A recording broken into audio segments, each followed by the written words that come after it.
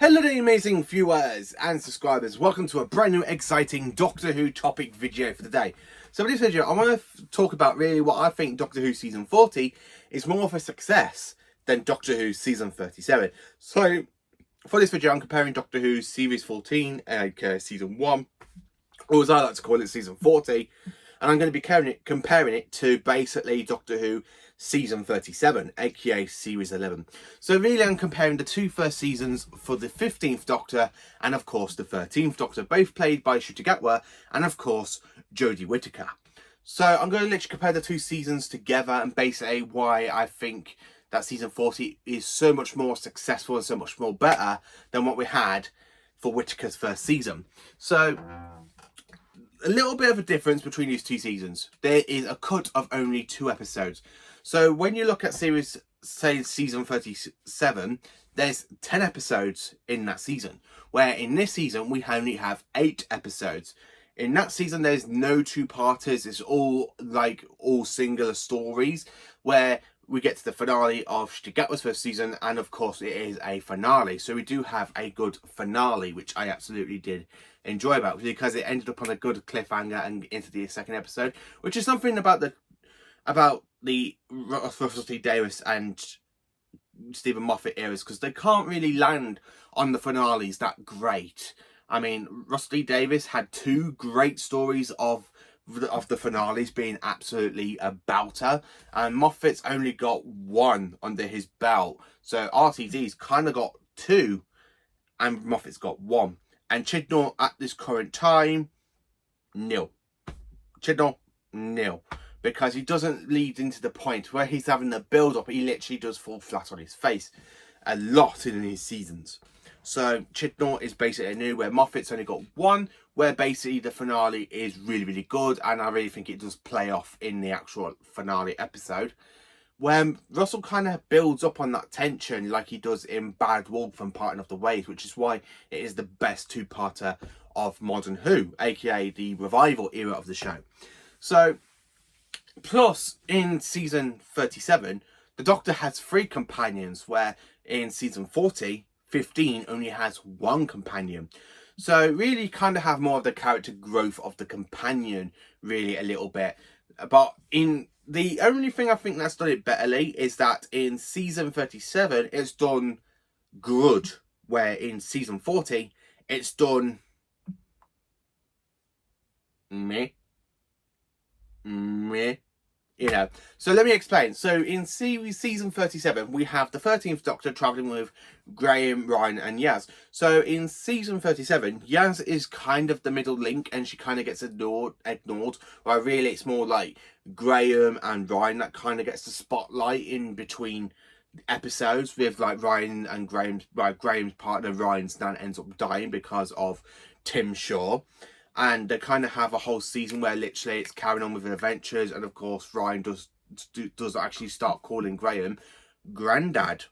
And where in season 40 it's basically just the Doctor showing Ruby the entire whole universe, and we don't really have much epics to say, oh, this is my best friend. Where in the 13th Doctor's run, she goes, we're fam, we're fam, we're fam, we're fam. You know, yes, of course, we're fam.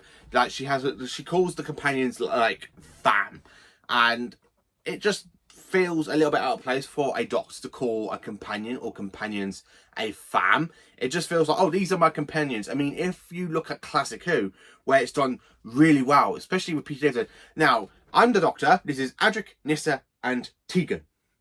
And then, of course, he goes, now, I'm the Doctor. This is Tegan and Nyssa. Where really, in the 13th Doctor's here, it's like, we're fam. Yes, we're fam. We don't just travel together. We kind of like fam.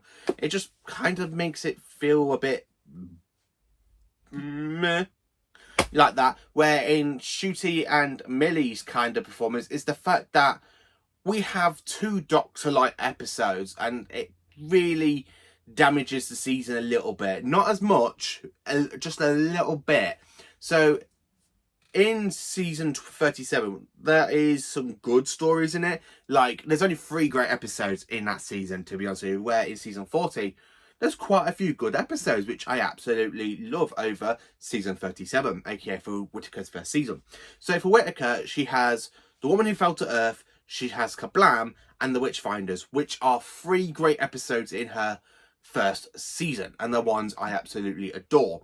Where Ncuti Gatwa, under his belt, has some cracking episodes, so like The Devil's Cause, Boom. I really did enjoy Rogue a little bit. I love the effect of all the doctors traveling, all the doctors' faces, and including of the Schalke Doctor. And I really love the finale. The finale was quite good. I really love the build-up in The Legend of Ruby Sunday. Yeah, it does fall flat in Empire of Death, but I still actually did quite enjoy it. And it is more enjoyable than some of the stuff we had in the Whittaker era. So I do enjoy some great episodes. The only ones that are a little bit of a dud is mainly Space Babies. I'm not a fan of Space Babies. It just feels much like New Earth. It really does. So you got the Christmas episode that builds up with the Doctor, aka it's why it feels a little bit like Series 2 a little bit, where Series 2 you got the Christmas episode building up the new Doctor, you got a companion, aka Rose at that point. So you kind of have them, and then of course you have the second story of the season, aka the second story in the Doctor's run, which is New Earth for Tennant, and of course Space Babies for Ncuti. It's just done absolutely bucketed awful. So yeah, Space Babies is a little bit like New Earth for me, and I don't really revisit New Earth, so I don't think I'll revisit Space Babies in a little while, unless when the Steelbook comes in a month's time, and I'll probably watch the Steelbook because I did enjoy that season with Ncuti, and I am looking forward to owning the actual physical copy. So yeah, Ncuti has got some more episodes I did enjoy than Whittaker's first season, but Whittaker has more chemistry with like some of her companions a little bit in the first season, mainly with Graham and Ryan, even though she's very, very closed off and she says their family. It does feel like it's a little bit more deserved than it does with Ncuti going, oh, this is Ruby, she's my best friend. We don't get enough time with them. We just get told they're best friends. We don't get shown they're best friends. Not like the Doctor and Amy, or the Doctor with Bill or Clara, or basically Martha or Donna. We don't get any of that. We literally just get told, oh, this is Ruby, she's my best friend. Since when? We've had like 3 adventures before you say that, and then of course you don't really say that. So I am thinking the new BBC books will probably expand on that and say the Doctor and Ruby travelled for quite a while before basically the events of the Devil's Cord, and of course in like Boom and stuff. So yeah, so anyway, as I was saying, the difference between these two is the fact there's only one thing that's barely the same for these 2 seasons. There is no recurring villains in these 2 eras, aka these 2 seasons. So in Series 11, we have no Daleks, no Cybermen, no Master. We have complete new villains, where in Ncuti's first season, we have exactly the same. We have new villains. And in fact, the new villains are more entertaining and more enjoyable than some of the stuff we had in Whittaker's first season. I mean, big giant spiders versus Maestro. Yeah, Maestro's going to win. You know, talking about the Doctor standing on a landmine for 45 minutes. They tried it in the Bating episode with the Sonic Mine, and basically the Doctor just ended up exploding it. So it really does prove that the Doctor has learned since that episode with the 13th Doctor, that he does learn, I'm just going to stay here so I don't get scattered and put into an emergency hospital room away from the TARDIS. You know, it really does kind of learn it a little bit like that. The sacrifice with the little teases of Ruby's death in Boom was a little bit okay. I knew she was not going to die because, again, she is in the next season. So it's like, oh, they're going to tease us with another companion death. Yeah, okay, you know, let's just get it over with. Yeah, it's actually done a lot better than some of the stuff like Amy and Rory, where Rory dies and comes back and dies, where Ruby literally technically dies, like for 1 second she comes back to life, and then she doesn't die again for the rest of the season. Plus, Ruby does carry the spotlight, so we don't get many episodes where it focuses more on a companion in a Doctor-like episode. I mean, if you look at episodes like in Series 2, we had Love and Monsters, and that was a Doctor-like episode and a companion episode. We had, like, for Martha, I think For Martha carried an episode, it's basically Human Nature and Family Blood, because the Doctor kind of became more like a secondary character, because he's not actually the Doctor, he's just becoming human, and it feels like Martha's carrying the show a little bit. Where in series 4 it feels like Donna's doing it in Turn Left. In series 5 it feels like Amy's doing it in Amy's Choice and stuff. I can't really think if Clara had that, where yes she did, she had Flatline, and that was quite a good episode. Bill, no, not really Bill Nardo. But yeah, you know what I mean. Some companions can carry on having a episode with just them in it. Mainly the Doctor can like pop in and out or turn himself human, but it still feels like a companion show. So Ruby does kind of have that, where it just feels much like a Ruby story, not a Doctor type story, which is actually quite interesting. Then of course we have Dot and Bobble, where basically the Doctor's trying to rescue the human colonies that's basically been enslaved and engulfed by big giant alien slugs, where in basically season 37, aka series 11, you have big giant spiders suffocating people and of course eating them. So it is kind of like that kind of thing, but where instead of big giant spiders, it's drawn by big giant slugs, which is done so much better than actors in the UK. And then, of course, the one thing that I think why season 40 was more of a success is the fact they bring back a classic villain, a villain who has not been seen in the show since 1975. Yeah, okay, they both tried to be a little bit bold, not having any new recurring villains, so no Daleks, no Cybermen, no Master, and Weeping Angels and Centaurians and all that. You literally have the return of a god, aka Sutek, in the finale, which is absolutely brilliant, because I love Sutek. I really love season 13. Pyramids of Mars is honestly my third favourite Tom Baker episode in general, because it's just that good. It is honestly just that good, and I absolutely flipping love the fact they brought back Sutek. And of course Sutek is one of my favourite villains. Not the top 10, but he's actually in the top 20.